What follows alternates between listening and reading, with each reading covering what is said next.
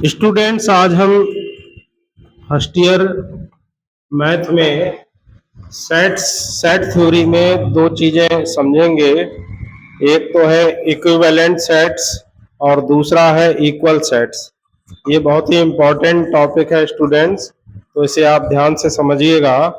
तो सबसे पहले हम समझते हैं इक्विवेलेंट सेट्स यानी समतुल्य समुच्चय, इसे हिंदी में बोलते हैं। तो इसकी जो डेफिनेशन है वो है two finite sets A and B are called equivalent sets if they have equal number of elements। यानी ऐसे दो सेट अगर A और B है जिनमें नंबर ऑफ एलिमेंट्स अगर इक्वल है, यानी जो एलिमेंट्स दोनों में है तो दोनों में बराबर बराबर एलिमेंट्स हैं, तो ऐसे जो सेट होंगे तो वो इक्विवेलेंट सेट कहलाएंगे। और इसे जो है ए इक्विवेलेंट बी से डिनोट करते हैं। ए और इस तरीके से एरो लगेगा, एरो दोनों तरफ होगा, तो ये जो है इक्विवेलेंट का साइन होगा, तो इसे बोलते हैं ए इक्विवेलेंट बी, यानी ए जो है बी के इक्विवेलेंट है, समतुल्य है। इसमें देखिए स्टूडेंट्स, जो number of elements in A is equal to number of elements in B होता है। इसे एग्जांपल से समझ लेते हैं। जैसे मान लीजिए कोई एक सेट है A is equal to A B C D E, तो इसमें 5 एलिमेंट्स हैं। एक तो है ए, एक है बी, एक है सी, एक डी और एक ई। ऐसे ही एक दूसरा सेट है बी, तो b इक्वल टू है 2 5 6 8 9। तो यहाँ पे स्टूडेंट्स आप देख रहे हैं, यहाँ पे भी 5 एलिमेंट्स हैं, 1 2 3 4 5। तो देखिए स्टूडेंट्स, यहाँ पे एलिमेंट्स कौन से हैं इससे कोई मतलब नहीं है, यहाँ पे एलिमेंट्स कितने हैं इससे मतलब है। तो यहाँ पर दोनों में 5 एलिमेंट्स हैं, तो इसलिए ये जो a और b है ये एक दूसरे के इक्विवेलेंट सेट्स होंगे। तो देखिए स्टूडेंट्स, एक बार फिर से आप ध्यान दीजिए कि जो सेट है, सेट में नंबर ऑफ एलिमेंट्स इक्वल होने चाहिए, लेकिन एलिमेंट्स एक जैसे हो ये जरूरी नहीं है। इसके बाद में एक दूसरा एग्जांपल समझ लीजिए। जैसे अगर दे रखा है A is equal to x such that x is a colour of rainbow, तो यहाँ पे जो आपका सेट बनेगा तो इसमें नंबर ऑफ एलिमेंट्स हो जाएंगे 7, क्योंकि आप जानते हैं कि रेनबो में 7 कलर होते हैं। तो जो number of elements in A is equal to हो जाएगा वो 7 हो जाएगा। अब बी जो है ये दे रखा है x such that x belongs to W, W का मतलब होता है होल नंबर, और एक्स इज लेस देन 7 है। तो इस तरीके से बी जो बनेगा ये बनेगा, चूंकि होल नंबर है तो होल नंबर 0 से स्टार्ट होता है, 0 1 2 3 4 5 6। क्योंकि लेस देन 7 है, 7 से कम तक लिखना है। तो यहाँ पे देखिए स्टूडेंट्स एलिमेंट्स हो रहे हैं 1 2 3 4 5 6 7 एलिमेंट्स इसमें भी हो रहे हैं, 7 एलिमेंट्स इसमें भी हो रहे हैं। क्योंकि नंबर ऑफ एलिमेंट्स दोनों में इक्वल है, इसलिए ए और बी दोनों इक्विवेलेंट सेट कहलाएंगे। एक और एग्जांपल समझ लीजिए। जैसे P इज इक्वल टू दे रखा है x such that x is a letter of flower, तो यहाँ पे अगर हम P रोस्टर फॉर्म में लिखना चाहेंगे तो इस तरीके से लिखेंगे। रोस्टर फॉर्म में देखिए क्या करते हैं कि अगर कोई रिपीटेड लेटर है तो उसे एक ही बार लिखेंगे। यहाँ पे F पूरे में एक बार है तो F एक बार ही लिखेंगे, एल भी एक बार है तो एल भी एक बार लिखेंगे, ओ एक बार है तो ओ भी एक बार लिखेंगे, डब्लू एक बार है तो डब्लू भी एक बार लिखेंगे, ई एक बार है तो ई एक बार लिखेंगे, आर भी एक बार है। तो यहाँ पे एन पी यानी number of elements in set P हो जाएगा 1 2 3 4 5 6 एलिमेंट्स हो गए। अब क्यू को अगर हम रोस्टर फॉर्म में लिखना चाहें x that x is a letter of follower, तो इसमें कुछ लेटर्स जो है रिपीट हो रहे हैं उन्हें एक बार लिखना है। तो एफ तो एक ही बार है, एक बार लिखेंगे। ओ 2 बार है लेकिन इसे एक ही बार लिखना है। एल 2 बार है तो एल को भी एक ही बार लिखना है। इसके बाद में डब्लू एक बार है तो डब्लू एक बार लिखेंगे, ई एक बार है तो ई एक बार लिखेंगे, आर एक बार है तो आर एक बार लिखेंगे, इसमें number of elements in Q हो जाएगा 1 2 3 4 5 6। तो देखिए स्टूडेंट्स, जो P है, P में भी 6 एलिमेंट्स हो गए, Q में भी 6 एलिमेंट्स हो गए। तो लिखेंगे since NP is equal to हो गया NQ, therefore P is equivalent to Q, ये हो जाएगा। तो स्टूडेंट्स, आई होप आपको ये इक्विवेलेंट सेट्स जो है ये ठीक से समझ में आ गया होगा।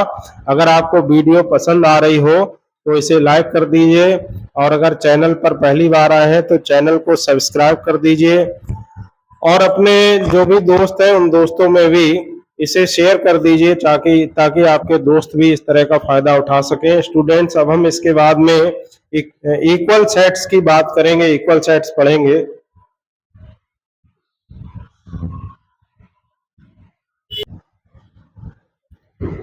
तो देखिए स्टूडेंट्स, जो इक्वल सेट्स होते हैं यानी सम समुच्चय, उसकी आप डेफिनेशन समझ लीजिए।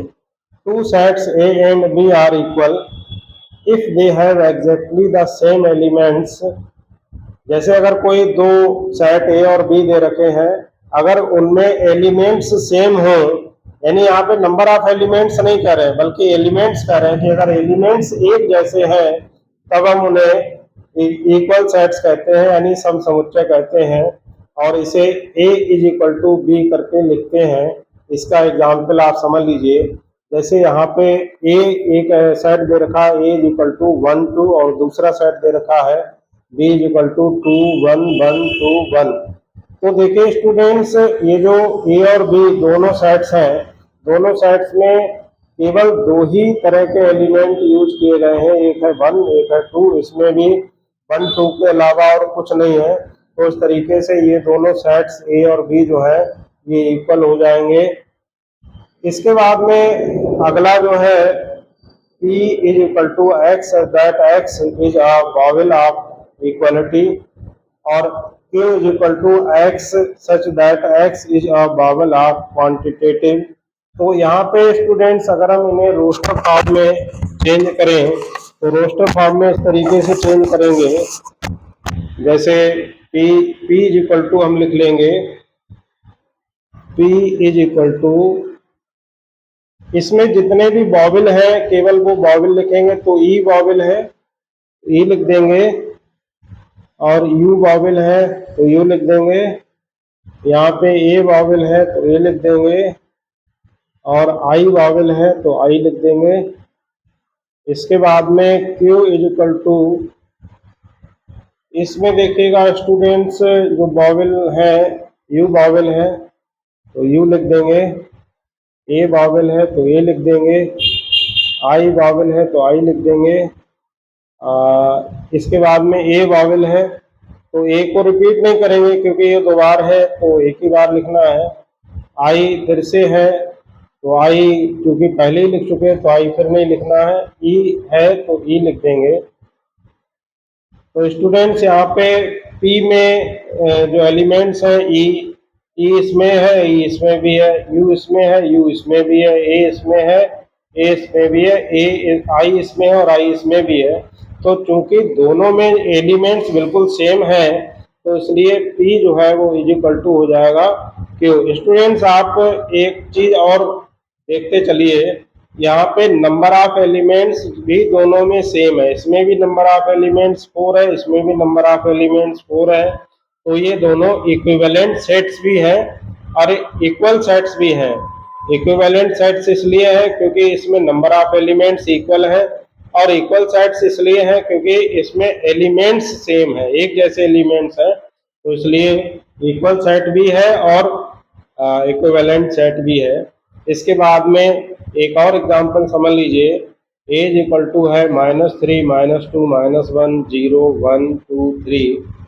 तो इसके बाद में बी जो है वो है x, that x belongs to I and x square is less than 10, यानी जो एक्स का स्क्वायर है वो लेस देन 10 आ रहा है।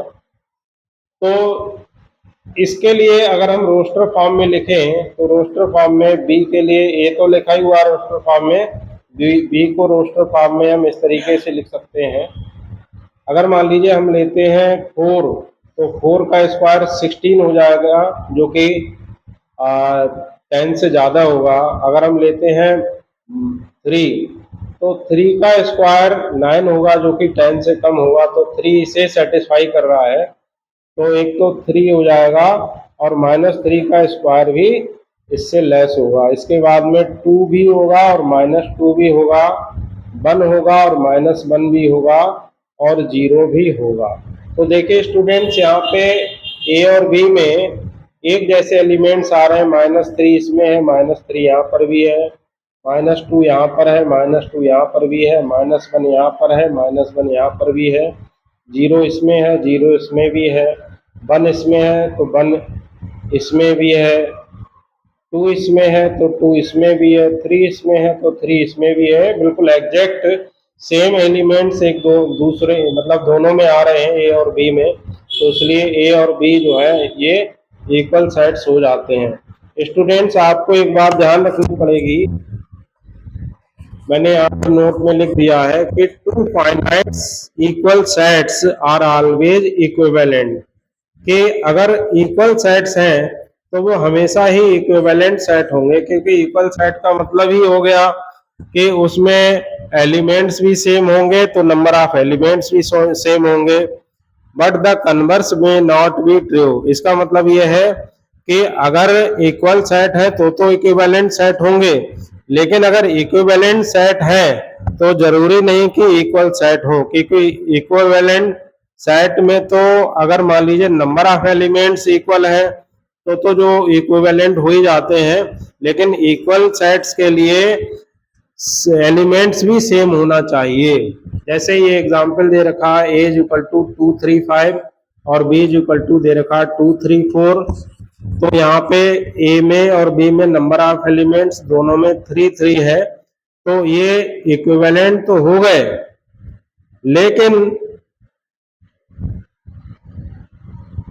लेकिन इसमें जो है एलिमेंट्स इसमें 2 3 5 है और इसमें है 2 3 4, तो यहाँ पे 5 है, यहाँ पे 4 है, तो एलिमेंट्स सेम नहीं है, इसलिए ये इक्वल सेट्स नहीं होंगे। ये जो है दोनों इक्वल सेट्स नहीं होंगे, A will not be equal to B. तो स्टूडेंट्स, आई होप आपको ये इक्विवेलेंट सेट्स, इक्वल सेट्स और इन दोनों के बीच क्या डिफरेंस है ये आपको समझ में आ गया होगा। स्टूडेंट्स, वीडियो देखने के लिए बहुत बहुत धन्यवाद।